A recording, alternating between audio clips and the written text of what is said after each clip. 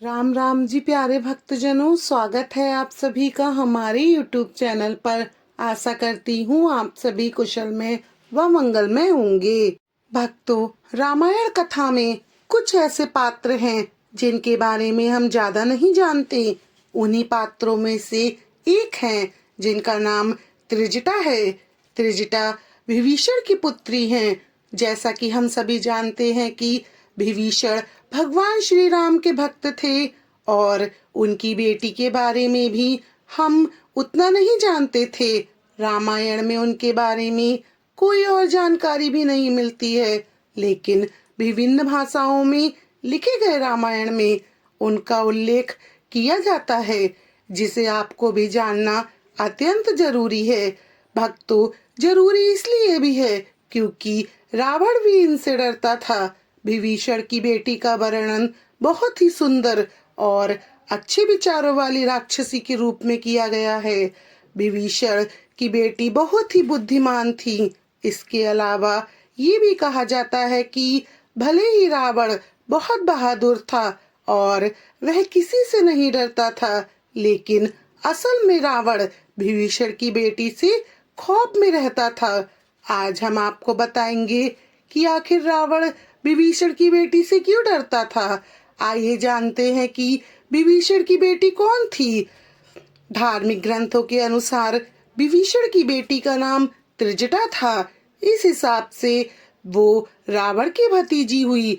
त्रिजटा की माँ का नाम सरमा था। बता दें कि जब माता सीता ने रावण को उनके महल के अंदर रहने से इनकार कर दिया था, तब उनके कैद करने का स्थान अशोक वाटिका में रखा गया। इस दौरान रावण ने राक्षसियों को उनके राक्षस रूप में नियुक्त किया गया और उन्हें सख्त निर्देश दिए। तभी सभी राक्षसियां माता सीता को रावण से विवाह करने के लिए मनाने लगीं।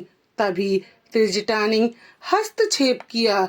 उन्होंने माता सीता के प्रति ऐसे व्यवहार के लिए अपनी साथी राक्षसियों को खूब खरी खोटी सुनाई और उनसे माता सीता को माफी मांगने के लिए भी कहा।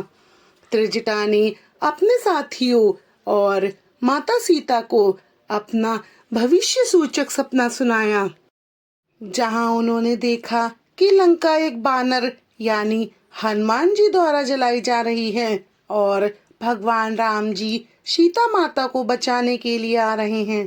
त्रिजटा राक्षसियों से कहती है कि वे सभी सीता माता को परेशान करने की जगह उनकी सेवा करें, क्योंकि त्रिजटा भी सबसे बड़ी थी, इसीलिए सभी उनकी बातों को मानते थे। त्रिजटा भले ही अशोक वाटिका में रहती थीं, लेकिन वह हथियारों और जादुई क्षमताओं के बारे में बहुत कुछ जानती थीं।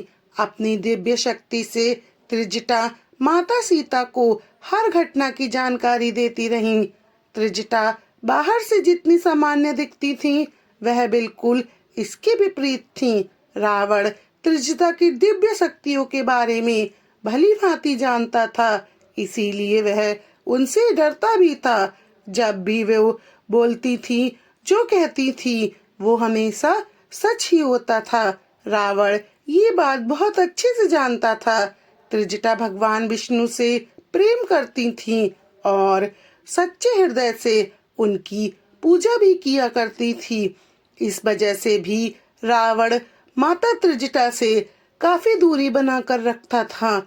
माता सीता ने त्रिजटा को वरदान दिया था कि कार्तिक पूर्णिमा के अगले दिन उन्हें भी देवी स्वरूप में पूजा जाएगा। रावण के वध के बाद जब माता सीता अपने अयोध्या वापस लौट रही थीं, तो उन्होंने त्रिजटा को काशी में विराजमान होने की बात कहकर उन्हें एक दिन की देवी का वरदान दिया था। बस तभी से त्रिजटा माता की पूजा होने लगी। प्यारे भक्तों, धार्मिक मान्यताओं के अनुसार जो भी कार्तिक पूर्णिमा के अगले दिन त्रिजटा राक्षसी की पूजा करता है, वह उनकी हमेशा रक्षा करती हैं और यही वजह है कि यहाँ हर साल में एक दिन भक्तों की भीड़ लगी होती है और भक्त मूली और बैगन का भोग लगाकर विशेष रूप से त्रिजटा माता की पूजा करते हैं। भक्तजनों, अब तो आप सभी जान ही गए होंगे कि आखिर त्रिजटा विभीषण की पुत्री, जिनसे रावण क्यों डरता था और रावण त्रिजटा का खौफ क्यों खाए रहता था। भक्तजनों, उम्मीद करती हूँ हमारे द्वारा आज सुनाई गई ये कहानी आपको पसंद आई होगी। यदि आपको ये कहानी पसंद आए तो हमारे चैनल को सब्सक्राइब करें और वीडियो को लाइक और शेयर करें और बेल आइकन बटन को दबा दें, जिससे कि हमारी आने वाली सभी वीडियो की नोटिफिकेशन आप तक पहुंच जाए। आपका और हमारा रिश्ता यूं ही बना रहे। उम्मीद करती हूँ आपको ये कहानी अच्छी लगी होगी। हमारे साथ अंत तक बने रहने के लिए आपका बहुत बहुत धन्यवाद। माता सीता की कृपा और प्रभु श्री राम की कृपा आप पर और आपके परिवार पर सदैव बनी रहे।